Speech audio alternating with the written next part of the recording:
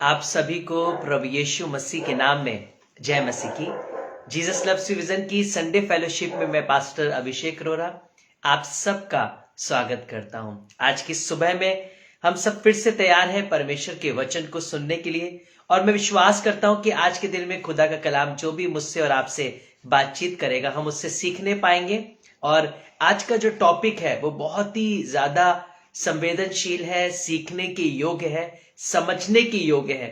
और उस टॉपिक में जाने से पहले, उसको समझने से और सीखने से पहले आइए हम प्रार्थना करें ताकि परमेश्वर का भेद हम पर प्रकट हो सके और हम परमेश्वर की बातों को जो गुण गुण भेद है, प्रकाशन है, उन्हें समझ सकें।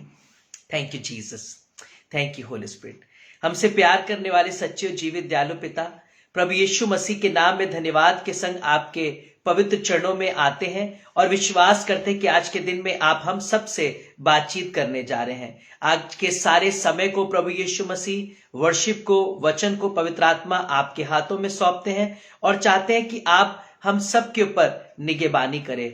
आपका अनुग्रह हमारे ऊपर आने पाए, हमारे परिवारों पर आने पाए, और प्रभु आपके गुण और भेद हमारे जीवनों पर यीशु मसीह के नाम से प्रकट होने पाए। हम विश्वास करते हैं पवित्र आत्मा कि आज के दिन में आप जो भी हमसे बातचीत करने जा रहे हैं हम उससे सीखने पाएंगे और बहुतों तक आपके सुसमाचार को पहुंचाने पाएंगे।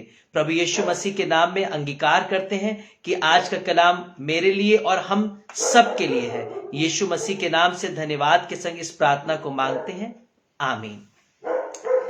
हम विश्वास करते हैं कि हम लोग परमेश्वर के वचन को सुनने के लिए तैयार हैं। जो लोग अभी परमेश्वर के वचन को सुन रहे हैं, जो लोग बाद में परमेश्वर के वचन को सुनेंगे किसी लिंक और माध्यम से, वहां पर भी मैं आपसे निवेदन करूंगा कि परमेश्वर के वचन को गहराई से सीखें, समझे, जाने, ताकि हम सीख सके कि परमेश्वर का आत्मा हमें क्या सिखाना चाहता है। आप जितने भी लोग इस समय ऑनलाइन हैं या बाद में सुनेंगे, आप इस वर्ड को जरूर शेयर करिएगा ताकि और भी बहुत से लोग जो अभी परमेश्वर के कलाम को नहीं सुन पा रहे हैं, हो सकता है आपके माध्यम से वो संडे फेलोशिप को अटेंड कर सकें, वो भी आपकी और मेरी तरह बरकत पा सकें। तो आप अभी भी इसे शेयर कर सकते हैं, बाद में भी इसे शेयर कर सकते हैं, लेकिन जरूर दूसरे लोगों से बांटें कि खुदा का कलाम हम सब से बातचीत करे। Thank you Jesus, thank you holy spirit. आज का जो हमारा टॉपिक है, जो मैं आपसे आज बांटने जा रहा हूं, वो है कि दूसरे के पापों की सजा हमारे घरानों पर आना, हमारे जीवनों पर आना। ये इससे हम कैसे बचें, ये कैसे आ जाते हैं जो हमें पता भी नहीं चलता है। कई बार हम लोग कोई गलती भी नहीं करते, कोई गुनाह भी नहीं करते, कोई ऐसा काम भी नहीं करते जो हमारे लिए पाप का कारण बने, और हम लोग कई बार सोचते ही रह जाते हैं कि आखिर ये मेरे संग ऐसा क्यों हो रहा है। मैं इस तरीके से कोई काम भी नहीं कर रहा हूं, कोई ऐसी गलती भी नहीं कर रहा हूं, फिर भी मेरे संग लगातार ये परेशानियां क्यों बनी हुई हैं, ये तकलीफें क्यों बनी हुई हैं, ये संकट क्यों बना हुआ है, ये उपद्रव क्यों बना हुआ है, ये परेशानियां क्यों बनी हुई हैं। मैं आपको बताना चाहता हूं परमेश्वर के कलाम से, और मैं विश्वास करता हूं जब परमेश्वर के कलाम से पढ़ेंगे, सुनेंगे, सीखेंगे तो हम समझने पाएंगे इससे हम कैसे बचे, कैसे छूटे, कैसे निकले। ये अनजाने में आने वाली परेशानियां, ये अनजाने में आने वाले श्राप, ये अनजाने में आने वाले दुख, पीड़ा, जिसका कोई रीजन हमें पता नहीं चल पाता है। कई बार बहुत से लोग प्रार्थना भी करवा लेते हैं, उपवास भी रख लेते हैं, पर उसके बावजूद भी हम उससे नहीं निकल पाते हैं। तो इसका छुटकारा हम कैसे पाएं, आइए हम परमेश्वर के वचन से सीखेंगे। 2 शमूएल 21 चैप्टर, दूसरा शमूएल 21 अध्याय में जब हम पढ़ते हैं, दाऊद के दिनों में लगातार 3 वर्ष तक अकाल पड़ा। अब दाऊद परेशान हो गया कि आखिर ऐसी कौन सी गलती हो रही है, ऐसा कौन सा गुनाह हो रहा है हम लोगों से कि हम इस अकाल से गुजर रहे हैं। और यह अकाल इतना भयानक था कि समस्त इज़राइल इसके संकट से गुजर रहा था। फिर दाऊद परमेश्वर के चरणों में आया, दाऊद ने प्रार्थना की और वो परमेश्वर से पूछने लगा आखिर ये अकाल, ये परेशानियां हम पर क्यों। तब परमेश्वर ने दाऊद को बताया कि ये परेशानियां, ये तकलीफें तेरी वजह से नहीं है, पर शाऊल की वजह से है, क्योंकि शाऊल ने गिबोनियों को मारा था और मेरी वाचा को तोड़ा था। अब हम ये जानेंगे कि आखिर कौन सी ऐसी वाचा थी जो गिबोनियों के संग बांधी गई थी, जिसे शाऊल ने तोड़ दिया था। हम लोग पढ़ेंगे इस बात को जानने के लिए यहोशू की पुस्तक, उसका 9 अध्याय और उसकी 3 आयत से। Joshua chapter 9 verse 3 onwards. जब गिबोन के निवासियों ने सुना कि यहोशू ने यरीहो और ए से क्या क्या किया है, तब उन्होंने छल किया और राजदूतों का भेष बनाकर अपने गधों पर पुराने बोरे और पुराने फटे हुए जोड़ लगे हुए मदरा के कुप्पे लाद कर, अपने पांव में पुरानी पैबंद लगी हुई जूतियां और तन पर पुराने वस्त्र पहने और अपने भोजन के लिए सूखी और फफूंदी लगी हुई रोटी ले ली। ध्यान से समझिएगा, गिबोनियों को जब यह पता चला कि इजराइल सब पर प्रबल होते चले जा रहे हैं, किस तरीके से इजराइलियों के परमेश्वर ने उन्हें मिस्र की गुलामी से निकाला है, ये कैसे शक्तिशाली है, कैसा इनका यहोवा शक्तिशाली है कि ये समस्त नगरों पर राज करते चले जा रहे हैं, जीतते चले जा रहे हैं। और यहोवा ने इनसे वाचा बांधी है कि जिस स्थान पर ये पांव रखेंगे परमेश्वर यहोवा इन्हें दे देगा। और इन्होंने बहुत सी चर्चाएं सुनी है कि इजरायली हारते नहीं हैं, इजराइलियों का युद्ध यहोवा लड़ता है, कैसे लाल समुद्र से ये निकले हैं, कैसे इनके लिए मन्ना बरसा है, कैसे मिस्र की सेना लाल समुद्र में डूब गई, कैसे यरीहो की दीवार गिर गई। ये सारी बातों को जानते हैं और ये घबरा गए हैं, ये डर गए हैं और ये जान गए हैं कि इजराइल के लोग इन्हें और किसी को भी नहीं छोड़ेंगे। इसलिए इनके पूर्वजों ने, इनके वृद्ध लोगों ने, इनके पुरखाओं ने, बुद्धिजीवियों ने ये योजना बनाई कि ये जाकर इजराइल के लोगों से एक वाचा बांधेंगे, उनसे मुलाकात करेंगे और उनसे ये गुहार लगाएंगे कि वो हमसे वाचा बांधे कि वो हम पर प्रबल ना हो, और उसके बदले में वो जैसा भी हमसे चाहेंगे हम वैसा ही करेंगे। तो इन्होंने एक चाल खेली।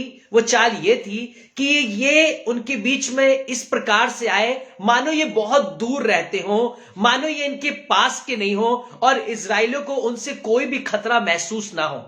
इसलिए गिबोनियों ने अपने वस्त्र को भी फाड़े, अपने भोजन को भी इन्होंने खराब किया, अपने पैबंदों में जो दाख मधु भरी वो भी इन्होंने फटे हुए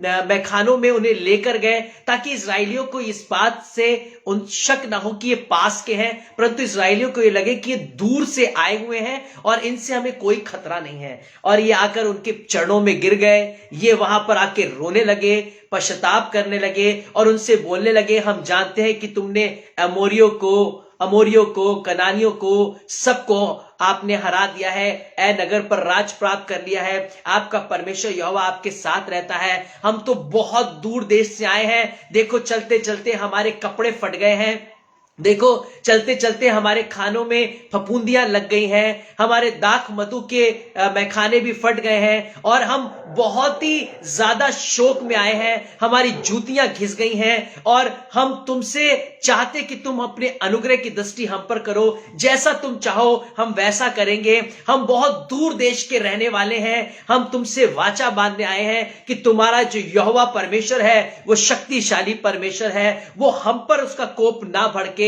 हम पर वो सताव को ना लेकर आए। और बहुत से इजरायली वृद्ध लोग उनकी इस दशा को देखकर बिना परमेश्वर से पूछे उनके संग वाचा बांध लेते हैं कि हम तुम्हारा नाश नहीं करेंगे।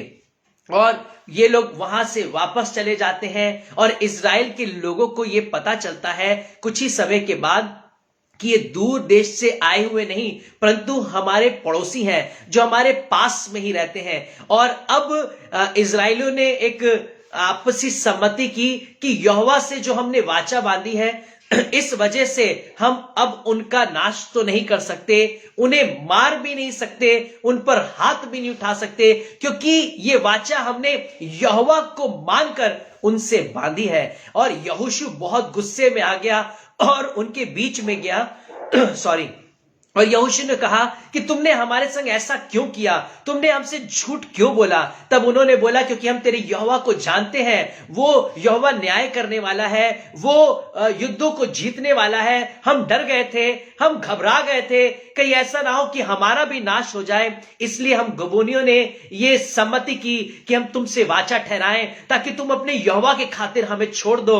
उसके बदले में तुम जैसा हमसे चाहते हो हमारे संग कर सकते हो। हम तुम्हारे गुलाम बनकर रहेंगे, हम तुम्हारे दास बनकर रहेंगे। तुम जैसी हमसे वाचा बांधोगे, जैसा हमारे संग न्याय करोगे, हम वैसा ही न्याय मानेंगे। तब यहोशू ने गुस्से में आकर उन्हें एक श्राप दे दिया कि तुम जीवन भर, तुम्हारे वंश भी यहोवा की वेदी के लक्कड़हारे और पानी पिलाने हारे रहेंगे। जहां जहां भी वेदी जाएगी वहां वहां तुम लक्कड़हारे बनकर उन वेदियों को खड़ा करा करोगे, तुम पानी पिलाने वाले ठहरा करोगे।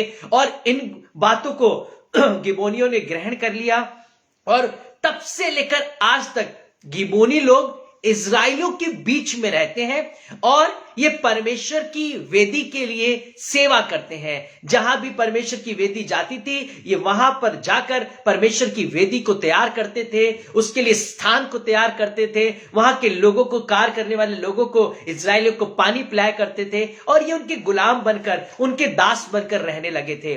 और इन गिबोनियों की अच्छी बात यह थी कि ये कभी भी इजराइलियों का बुरा नहीं चाहते थे। ये भी इजराइलियों के परमेश्वर यहोवा को जानकर परमेश्वर के यहोवा का भय मानने लगे थे। भले इनकी प्लानिंग छल की थी, लेकिन इनकी मनसा ये थी कि ये बचाए जाएं, ये छुड़ाए जाएं। ये इजराइल में भले गुलामियों की तरह रहें, गुलामों की तरह रहें, पर ये बचना चाहते थे। और इनकी ये वाली बात मुझे लगता है कहीं ना कहीं परमेश्वर को पसंद आई कि इन्होंने जो वाचा बांधी उसमें ये खरे रहे, ये इजराइलियों के प्रति हमेशा ईमानदार रहे।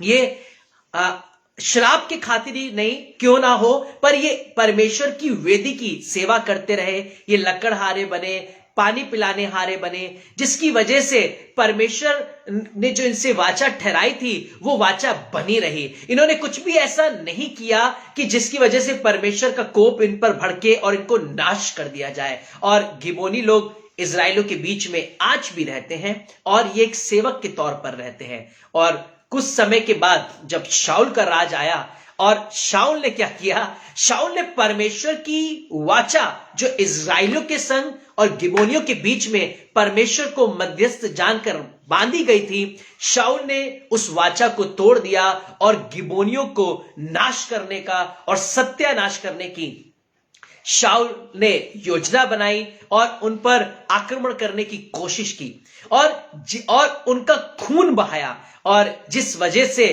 परमेश्वर का कोप इजराइलियों पर भड़का और अकाल पड़ा। मैं इस बात को सोचने लगा, शाऊल भी मर गया है, उसके बेटे भी मर गए हैं, और ना तो अब शाऊल है, ना ही उसके वो वाले बेटे हैं जिनसे परमेश्वर ने क्रोध रखा था। और इस समय तो दाऊद का राज चल रहा है, जबकि अब तो दाऊद पूरे इजराइल पर राज कर रहा है।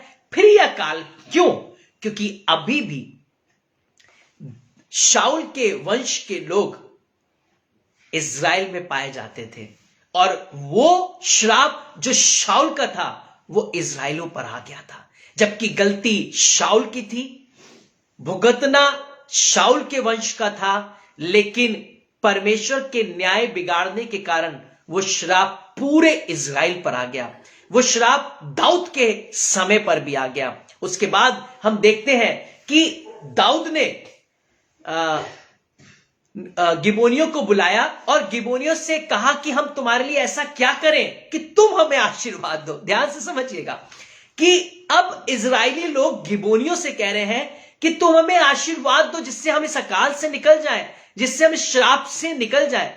और गिबोनी लोग जब दाऊद के पास आए तो उन्होंने बोला कि इजराइल और हमारे बीच में कोई भी पैसे के लेन देन की बात नहीं है, परंतु हमारे बीच में एक वाचा ठहराई गई थी। वो वाचा ये थी कि इजराइल के लोग हमारा नाश नहीं करेंगे और हम उनके बीच में सेवकों की तरह रहेंगे। परंतु शाऊल ने हमारे और इजराइल के बीच में जो वाचा बांधी, यहोवा को अपने मध्यस्थ जानकर शाऊल ने उसे तोड़ा और शाऊल ने हमारा सर्वनाश किया, हमारे लोगों को मारा और शाऊल ने हमारा सत्यानाश किया है। और इसकी वजह से अब दाऊद उनसे कहने लगा, हम ऐसा क्या करें जिससे तुम हमें आशीर्वाद दो। ध्यान से समझिएगा, अब इसके भेदों को समझिएगा। आज हमारे परिवार में अनजाने में विपदाएं आई पड़ी हुई हैं, बीमारियां आई हुई हैं, कर्जे में डूबे हुए हैं। हर रोज जब सुबह उठते हैं तो एक नई टेंशन के संग उठते हैं, संकटों के संग उठते हैं, किसी भी काम में हाथ डालते हैं वो बिगड़ जाते हैं, समझ नहीं आता है, जबकि हम एक अच्छा जीवन जी रहे हैं। हम यहोवा के भय में बंधे हुए हैं, हम संगति में भी जा रहे हैं, हम प्रार्थना के जीवन को भी रखते हैं, हमारी फैमिली प्रेयर भी अच्छी चल रही है, हमारा पर्सनल डिवोशन लाइफ भी अच्छा है, लेकिन फिर भी मन बेचैन है, फिर भी अशांति भरी हुई है, परिवारों में संकट तनाव बना हुआ है, बीमारियां छोड़कर नहीं जा रही हैं, अनजाने में कैंसर आ जा रहा है, कर्जे यहां तक आ जा रहे हैं कि हमारे दरवाजों पर लोग खड़े हुए हैं और वो हम पर केस करना चाहते हैं, हमें गुलामी में लाना चाहते हैं। और अकाल इस तरीके से आ गया है, जॉब छूट गई है, अचानक से ऐसे कंपनी का प्रेशर आया कि मैं लॉस में चला गया, मेरे टारगेट्स पूरे नहीं हो पाए और मैं एक अनजाना सा प्रेशर फेस कर रहा हूं, मेरे बच्चे एडिक्शन में चले जा रहे हैं, हमारे घर में भुखमरी आ गई है। आखिर ऐसा क्यों हो रहा है जबकि हम तो यहोवा के पीछे चल रहे हैं। दाऊद भी यही सोचने लगा कि मैं तो वही कर रहा हूं जो यहोवा चाहता है, मैंने अपने पापों से पश्चाताप किया है, मैंने माफी मांगी है और मैं यहोवा की वाचा को पूर्ण कर रहा हूं। मैंने जो गलतियां की, गुनाह की, उन्हें मैंने छोड़ दिया है, मैंने फिर उन पर चित्त नहीं लगाया है, मैंने अपने स्वभाव को भी बदल दिया है। मैं इस्राएलियों से यहोवा के पीछे चलने की गुहार भी लगाता हूं, मैं केवल यहोवा का ही भय मानता हूं। फिर ये इस्राएल अकाल में क्यों, फिर ये इस्राएल संकट में क्यों? तब यहोवा ने बताया, ये तुम्हारे खातिर नहीं परंतु तुम्हारे पुरखाओं के खातिर हुआ है। तुमसे पहले जिन लोगों ने मेरे लोगों के खिलाफ गुनाह किया है, मेरी वाचाओं को तोड़ा है, जिसके वजह से यह अकाल इस्राएल के ऊपर आ गया है। इसके बाद गिबोनियों से वाचा बांधी गई, उनसे कहा गया हमें आशीर्वाद दे।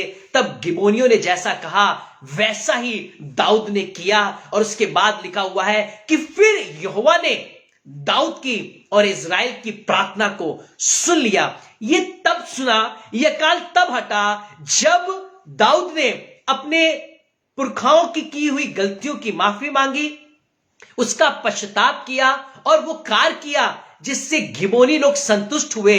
और उसके बाद हम देखते हैं कि यहोवा ने इस्राएलियों की और दाऊद की प्रार्थना को सुन लिया।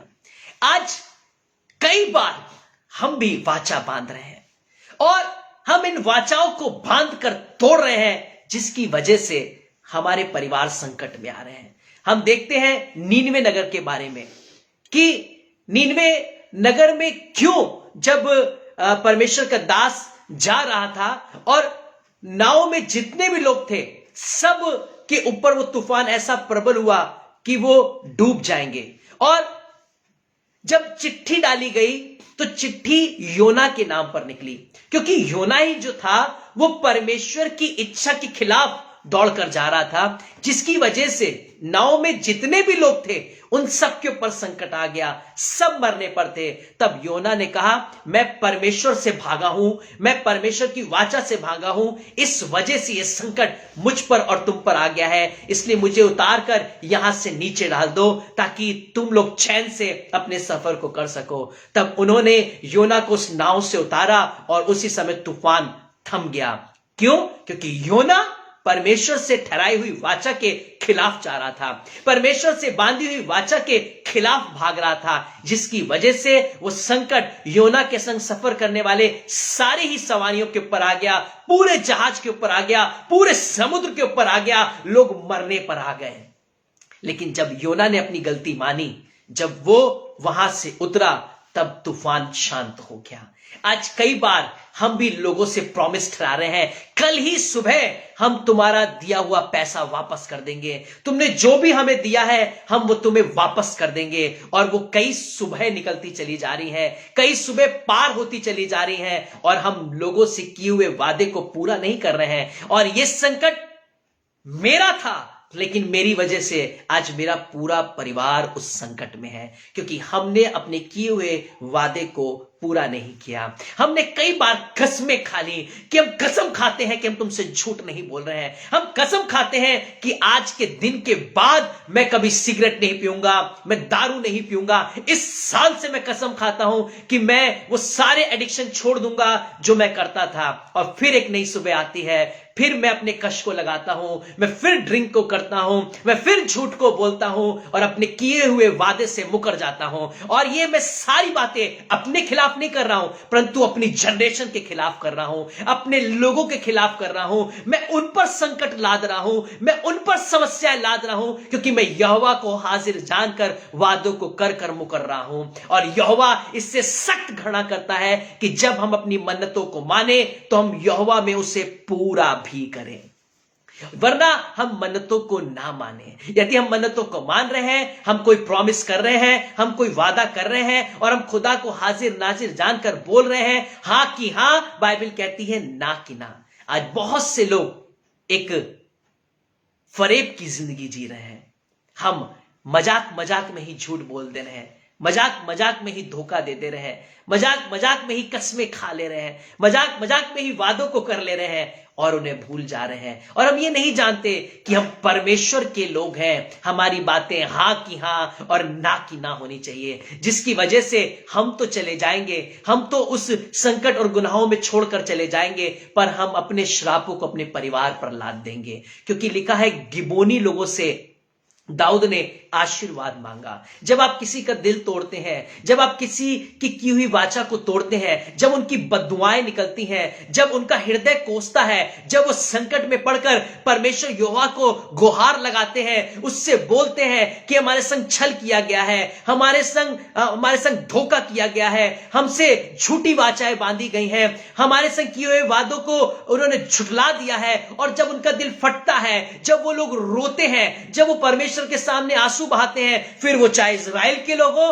फिर वो चाहे अन्य जाति के लोग हो, फिर वो चाहे यहोवा के लोग हो, फिर वो चाहे यहोवा को ना मानने वाले लोग हो, यदि वो रोएंगे, तड़पेंगे और अपने दिल से श्राप को देंगे और उस बात को कहेंगे कि इजराइलों ने हमसे वाचा बांधी थी, विश्वासियों ने भी हमसे वाचा बांधी थी, हमने तो तुझे मानकर उन पर भरोसा कर लिया था, पर उन्होंने झूठी वाचाएं बांधी, उन्होंने झूठी तसल्लियां दी, उन्होंने झूठे वादे किए, जिसकी वजह से आज हमारे घर में विवाह नहीं होने पाए, सही समय पर हम किसी का अपने लोन नहीं उतार पाए, हम अपने किए हुए वादे के अनुसार अपनी जरूरतों को पूरा नहीं कर पाए, हमने जो दूसरों से वादे किए थे हम उस वादे को पूरा नहीं कर पाए, क्योंकि सामने वाले ने हमसे झूठ बोला, सामने वाले ने हमसे फरेब किया, सामने वाले ने हमसे झूठी वाचा बांधी, और जिसकी वजह से उनके निकले हुए श्राप, उनके मन से निकली हुई बदुआएं, उनके मन से निकले हुए वो दुष्विचार हमारे घरानों पर लग जाते हैं, और जिससे हम नहीं बच सकते। इसके लिए हमें पश्चाताप करना पड़ेगा। और दाऊद गया और उसने अपने पहले राजा के उन गलतियों का सुधार किया।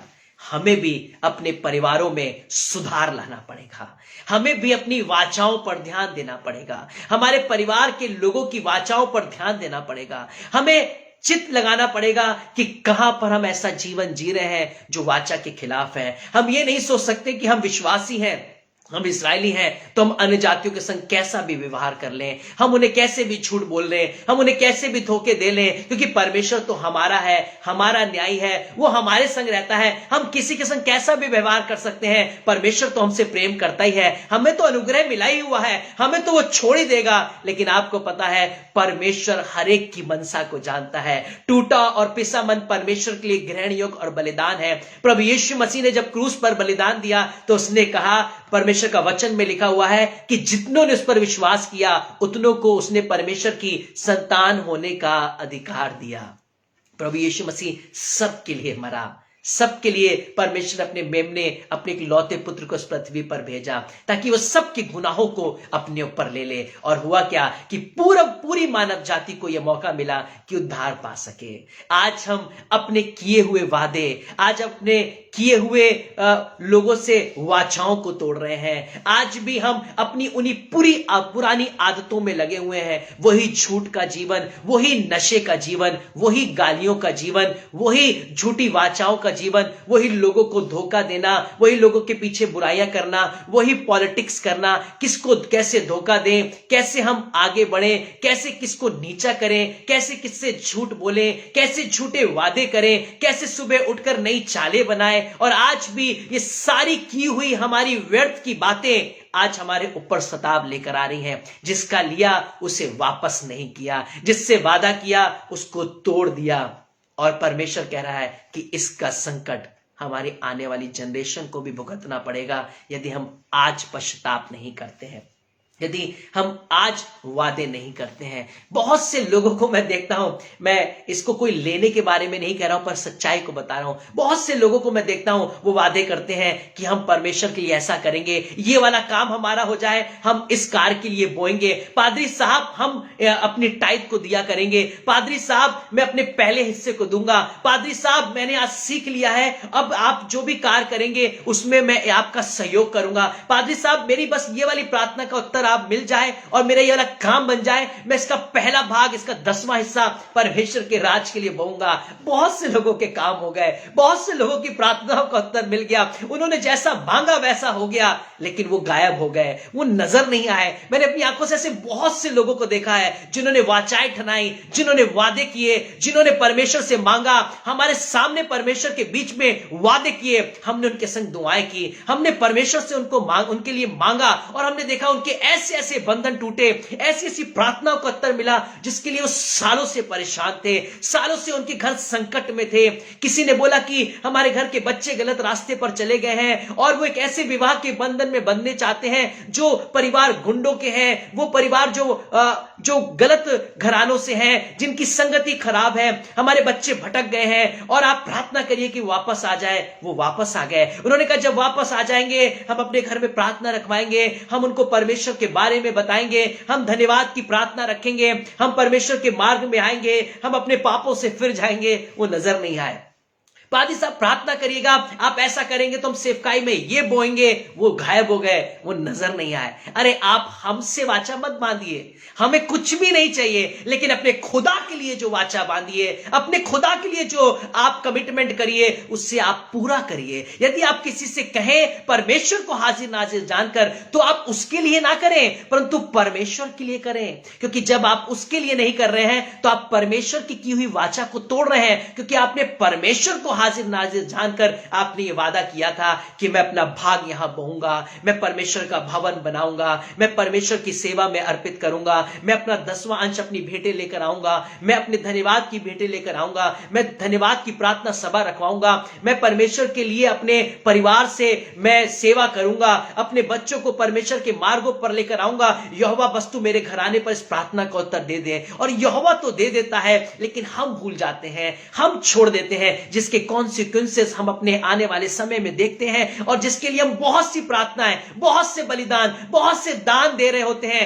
फास्टिंग रख रहे होते हैं, पर हम समझ नहीं पाते हैं कि हम ऐसे सताव को क्यों फेस कर रहे हैं, हम क्यों इस संकट में बने हुए हैं, हम क्यों नहीं निकल पा रहे हैं, जिसकी वजह से हम अनजाने में ही संकटों से घिरे रहते हैं। जब एक हस्बैंड वाइफ जुड़ते हैं, आपको पता है वो परमेश्वर की वेदी के सामने वाचाओं को बांधते हैं, परमेश्वर की वेदी के सामने वो कमिटमेंट करते हैं, वो परमेश्वर के दासों के सामने, परमेश्वर के लोगों के सामने वादे करते हैं, फिर वो चाहे किसी भी रिलीजन में वो करते हो। लेकिन विवाह एक वाचा है, लेकिन हम देखते हैं कि डाइवोर्स हो जाते हैं, वो वाचाएं तोड़ दी जाती हैं, अलग हो जाते हैं, जिसके कॉन्सिक्वेंसेस उनके बच्चे देखते हैं। फिर क्या होता है कि बच्चे भी गलत रास्तों पर चले जाते हैं, वो भी अपने माँ बाप को देखकर कि उन्होंने गलत फैसले लिए हैं, वो कभी अपने माँ बाप से कनेक्ट नहीं हो पाते हैं, वो कभी भी अपने माँ बाप से जुड़ नहीं पाते हैं। और आने वाले समय में वो बच्चे कहीं ना कहीं एडिक्शन में, गलत अफेयर्स में, एक्स्ट्रा मैरिटल अफेयर्स में, लिविंग रिलेशनशिप में चले जाते हैं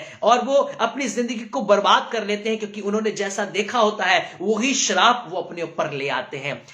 और मैं आपको बताना चाहता हूं कि हाँ, अगर आप आज एक संग खुश नहीं है, अच्छी जिंदगी को नहीं जी पा रहे हैं, तो अपने रिश्ते को मत तोड़िए, परंतु परमेश्वर से आके प्रार्थना करिए, परमेश्वर से मांगिए, परमेश्वर अवश्य आपकी प्रार्थनाओं का उत्तर देगा। बहुत से लोग कमिटमेंट कर लेते हैं कि मैं सेवकाई में आऊंगा।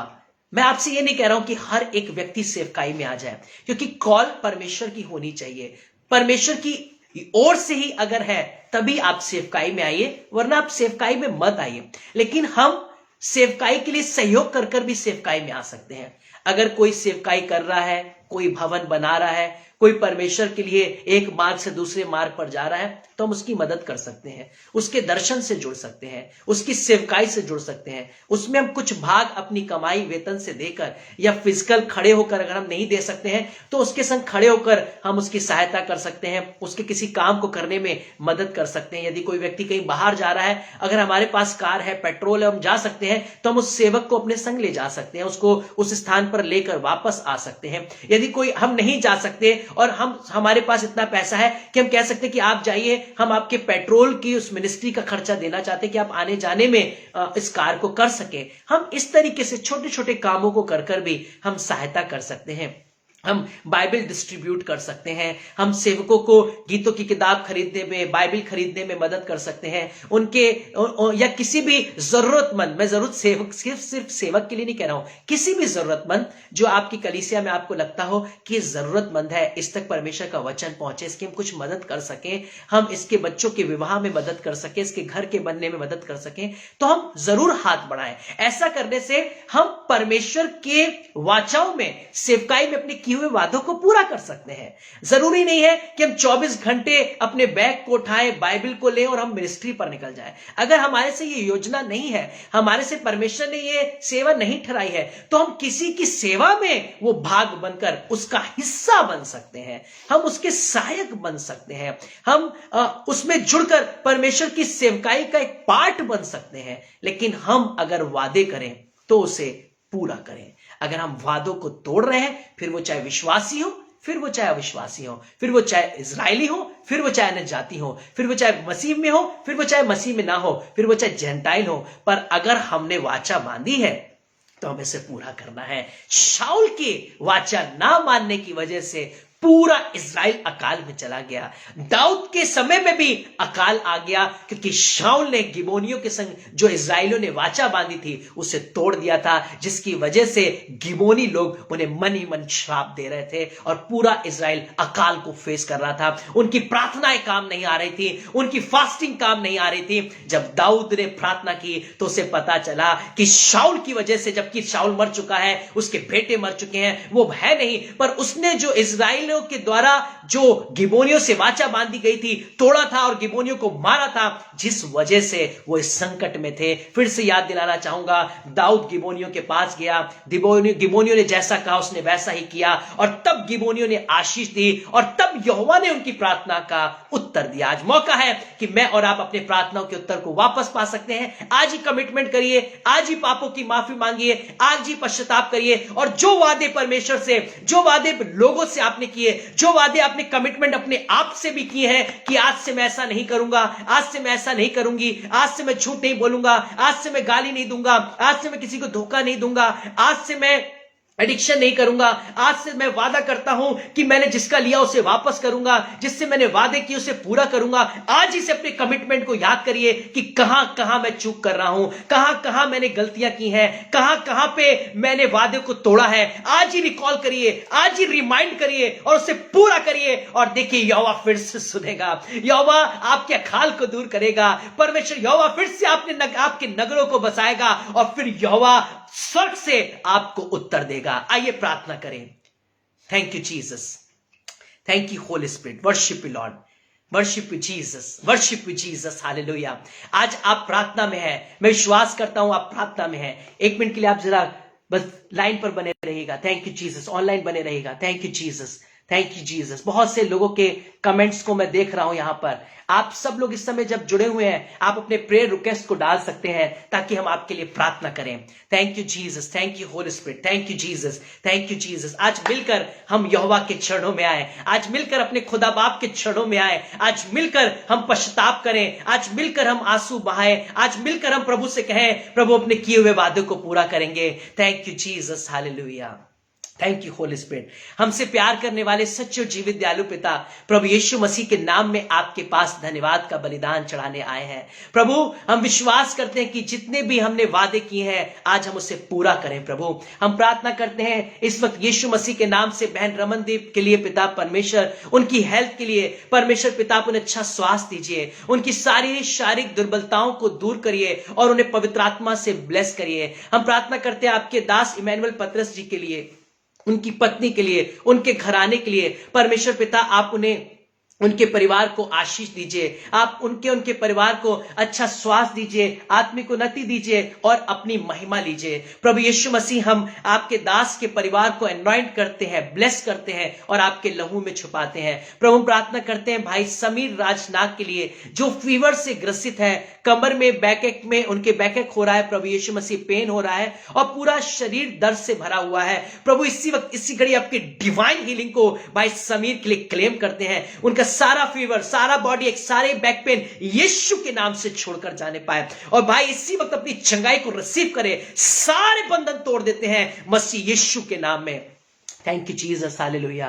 Thank you holy spirit. प्रभु हम विश्वास करते हैं आपने कर दिया है। प्रभु हम विश्वास करते हैं आपने भाई को चंगाई दे दी है। प्रभु हम विश्वास करते हैं प्रभु इस वक्त हम प्रार्थना करते हैं भाई अभिषेक बर्नार्ड भैया के लिए जो कफ और फीवर से इस समय वो उनकी वाइफ ग्रसित है। प्रभु इसी वक्त हम प्रार्थना करते हैं अभिषेक भाई को, शिखा भाभी को आप इसी वक्त अपने डिवाइन प्रेजेंस से, डिवाइन हीलिंग हैंड से उन्हें हील करिए। इसी वक्त उनकी बीमारी के बिस्तर को पलट दीजिए और उन्हें उठाकर खड़ा करिए। यीशु के नाम में अपने हाथ को बढ़ाते हैं और दास और दासी को लहू में छुपाते हैं। Be heal right now in the name of Jesus. सारे कोल्ड, फीवर, वीकनेस यीशु के नाम से छोड़कर जाने पाए। हालेलुया। प्रभु हम प्रार्थना करते हैं बहन मोहिनी जेम्स की फैमिली के लिए।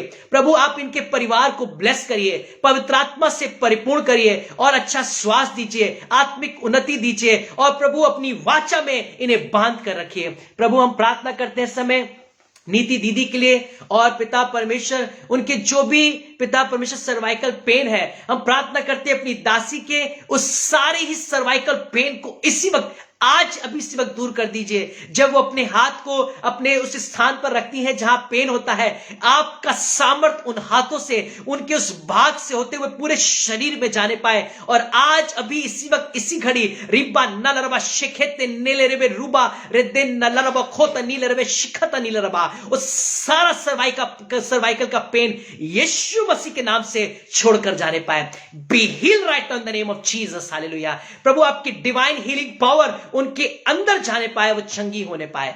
प्रभु हम प्रार्थना करते हैं इस समय अविनाश लॉरेंस के लिए। प्रभु हम प्रार्थना करते हैं उन्हें आप अपने आत्मा में भरिए, अपने नम्रता और दीनता से भरिए और पिता उन्हें इतना हम्बल करिए कि वो हमेशा परमेश्वर से जुड़े रहें, हमेशा प्रभु नम्र और दीन बनकर आपकी आवाजों को सुन सकें, आपकी आवाज उनके कानों में जा सके। प्रभु हम प्रार्थना करते हैं सिस्टर नॉरिन बेली के बेटे के लिए प्रभु यीशु मसीह जिसका नाम क्षितिज है। प्रभु हम प्रार्थना करते हैं वो बच्चा भले इनसे दूर रहता है, प्रभु ये परिवार दूसरे स्थान पर, बच्चा दूसरे स्थान पर है, एक मां की चिंता है कि उसका बच्चा सेफ रहे, प्रोटेक्ट रहे, ब्लेस रहे। हम अपने हाथ को बढ़ा के क्षितिज को ब्लेस करते हैं। ओ पवित्र आत्मा प्रार्थना करते हैं हर एक बुरी संगति से, हर एक प्रकार के नेगेटिव एनवायरनमेंट से, हर एक वायरस फीवर से, इंफेक्शन से, हर एक संसार की सांसारिकता से आप क्षितिज को बचा कर रखिए, उससे अपने पाक लहू में छुपा कर रखिए। अपना पवित्र आत्मा उस पर उंडेलिए और उसकी बुद्धि पर, उसके हृदय पर, विचारों पर, उसकी संगति पर अपना नियंत्रण लीजिए। उसके भविष्य को, उसके एजुकेशन को ब्लेस करिए प्रभु और हम विश्वास करते हैं आपने कर दिया है। प्रार्थना करते हैं प्रभु यीशु मसीह हम सिस्टर रेणुका के लिए प्रभु जिनको कोल्ड और फीवर हो गया है, पवित्र आत्मा अब भी इसी वक्त इसी घड़ी सारा कोल्ड और फीवर छोड़कर जाने पाए। Leave right now in the name of Jesus. वो इन्फेक्शन, वो किसी पर भी फ्लू ना आने पाए, परिवार के सारे लोग स्वस्थ रहने पाए और हमारी पिता परमेश्वर प्रभु की दासी हमारी सिस्टर इसी वक्त इसी घड़ी आपकी अद्भुत चंगाई को रिसीव करें, आपकी डिवाइन हीलिंग उनके अंदर आ जाए। पवित्र आत्मा हम देख रहे हैं आपने सारे फीवर को, कोल्ड को आज ही दूर कर दिया है और उठा के खड़ा कर दिया है। प्रभु हम प्रार्थना करते समय अनीता प्रकाश की फैमिली के लिए प्रभु यीशु के नाम से इनकी फैमिली ब्लेस होने पाए, इनकी फैमिली पर डिवाइन ब्लेसिंग आने पाए, डिवाइन प्रोटेक्शन आने पाए, डिवाइन एनवायरनमेंट इनकी फैमिली पर आने पाए और ये पूरा घराना ब्लेस होने पाए। इस 2022 के आने वाले सारे महारोगों से आप इनके परिवार की रक्षा करिए। और पिता, ये ओमिक्रॉन हो या कोई भी वेरिएंट हो, इसका कोई भी प्रभाव आपके लोगों पर नहीं पड़ सकता है। इसलिए हाथ बढ़ाकर हम पूरे जेएलयू फैमिली, समस्त विश्वासी, समस्त पासवान मिलकर, कलीसियाएं मिलकर हाथ बढ़ाकर इस कोविड को यीशु के नाम में नाश करते हैं और हुक्म देते इसका प्रभाव प्रभु के लोगों पर किसी भी रीति से ना होने पाए। इसके सारे दुष्प्रभाव को नाश करते हैं। हुक्म करते हमारे देश से, हमारे लोगों को छोड़ो और दूर जाओ यीशु मसीह के नाम से। तुम्हारा कोई अधिकार नहीं है। प्रभु यीशु मसीह के लहू की वाचा के द्वारा हम उसके लहू में ढके हुए हैं। प्रभु उसके सारे दुष्प्रभाव को नाश करते हैं और ब्लेस करते हैं। प्रभु हम प्रार्थना करते हैं समय आपके नाम से पिता परमेश्वर। प्रभु और भी जो प्रार्थना निवेदन आए हुए हैं, प्रभु रमनदीप कालरा के प्रभु इनके हस्बैंड के लिए, कुलदीप जी के लिए, जो पिता परमेश्वर जिनको हाइड्रोसिल कोल्ड और कफ है, यीशु के नाम से इनके हस्बैंड का सारा कोल्ड फीवर और हाइड्रोसिल की तकलीफ जाने पाए। पवित्र आत्मा भाई कुलदीप पूरी तरीके से फेथ में स्ट्रांग होने पाए और अपनी डिवाइन हीलिंग को इसी वक्त लेने पाए। इस बहन के विश्वास के द्वारा प्रभु, इस बहन की इस प्रार्थना निवेदन देने के द्वारा ये बरकत इनके हस्बैंड पर आने पाए। अब्राहम को याद करके आपने लूत को बचा लिया, बहन को याद करके इनके हस्बैंड पर दया करिए प्रभु और अपनी महिमा को प्रकट करिए। पवित्र आत्मा, हम प्रार्थना करते हैं भाई पंकज के बेटी के लिए जो इस समय कोल्ड और फीवर में है, छोटी सी बच्ची है प्रभु, इसी वक्त इसी घड़ी वो चंगी होने पाए और उसका सारा ही फीवर, सारी वीकनेस छोड़कर जाने पाए और वो इसी वक्त स्वस्थ होने पाए यीशु मसीह के नाम से। हम विश्वास करते हैं आपने भाई पंकज की बेटी को चंगाई दी है। हम आराधना स्तुति के लिए, उनके परिवार के लिए प्रार्थना करते हैं परमेश्वर पिता कि उनके परिवार में प्रार्थना का जीवन आने पाए और पूरा घराना आपके लहू में सेफ, सिक्योर और प्रोटेक्ट होने पाए। आपके लहू में बहन के परिवार को आशीष देते हैं, ब्लेस करते हैं और विश्वास करते हैं कि एक बड़ी गवाही को हम बहन के परिवार में देखने जा रहे हैं। हम प्रार्थना करते हैं आशुतोष श्रीवास्तव के लिए प्रभु, उनके परिवार में, उनके जीवन में आपकी मिरेकल आने पाए, आपकी हीलिंग आने पाए प्रभु यीशु मसीह। और पिता भाई आशुतोष की पूरी फैमिली यीशु मसीह के नाम से ब्लेस होने पाए, ब्लेस होने पाए। इनकी फैमिली को ब्लेस करते हैं, ब्लेस करते हैं, ब्लेस करते हैं प्रभु और विश्वास करते हैं भाई पंकज की बेटी का सारा फीवर, चेस्ट पेन और स्टमक पेन जा चुका है। ये छोटी सी बच्ची कंप्लीट हील हो चुकी है। हम अंगीकार करते हैं और आपके लहू को लगाते हैं। जितने भी लोग प्रभु बाद में प्रेयर टॉपिक्स को देंगे ऑनलाइन या किसी भी अन्य माध्यम से यूट्यूब पर या दिए हुए हैं, हम हाथ बढ़ा के एक एक प्रार्थना निवेदन का उत्तर मांगते हैं और चाहते हैं आज के वचन के द्वारा हम सब सीखें और आपके पीछे चलने पाए। प्रभु यीशु मसीह के नाम में प्रार्थना को मांगते हैं, आमीन। इस ट्यूसडे को आप जरूर हमारे संग यूट्यूब पर जुड़िएगा। सेम पेज जो आप यहां पर आप पेज देख रहे हैं जेएलयू विजन, बिल्कुल आप ऐसे ही यूट्यूब पर जाकर जेएलयू विजन या जीसस लव्स यू विजन या पास्टर अभिषेक अरोरा जाकर सर्च करिएगा।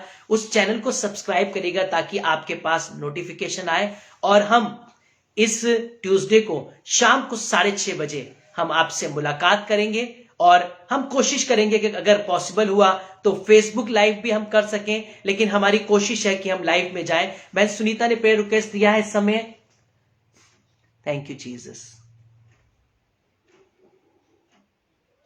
Thank you holy spirit. उनकी फैमिली के लिए हम प्रार्थना करेंगे। प्रभु बहन सुनीता भारती की फैमिली पर आशीष दीजिए, भाई अरुण पर आशीष दीजिए, उनके बच्चों पर, मम्मी पापा पर, परिवार के हर एक व्यक्ति पर आपके लहू को लगाते हैं और आपके डिवाइन प्रोटेक्शन को, स्पिरिचुअल ग्रोथ को, फाइनेंशियल ब्लेसिंग को, मेंटल पीस को मांगते हैं यीशु के नाम में, आमीन। ताकि हम और भी परमेश्वर के वचनों को सुन सकें और प्रभु की महिमा कर सकें। बहन नौरिन बेली ने, थैंक यू जीसस। प्रभु आपको बहुत आशीष दे, आपने हमारे लिए ब्लेसिंग दी है। प्रभु आपको बहुत ब्लेस करिए। ट्यूसडे को हम लोग जुड़ेंगे और आप दूसरों को भी बताइए कि एवरी ट्यूसडे और एवरी संडे हम मिलकर आइए प्रभु की इबादत करें। प्रभु आप सबको आशीष दे और निरंतर परमेश्वर के वचन से जुड़े रहिए। जो भी सीखिए उस पर चलिए जरूर और हमारे लिए भी प्रार्थना करते रहिए। प्रभु आप सबको आशीष दे। सबको जय मसीह। God bless you.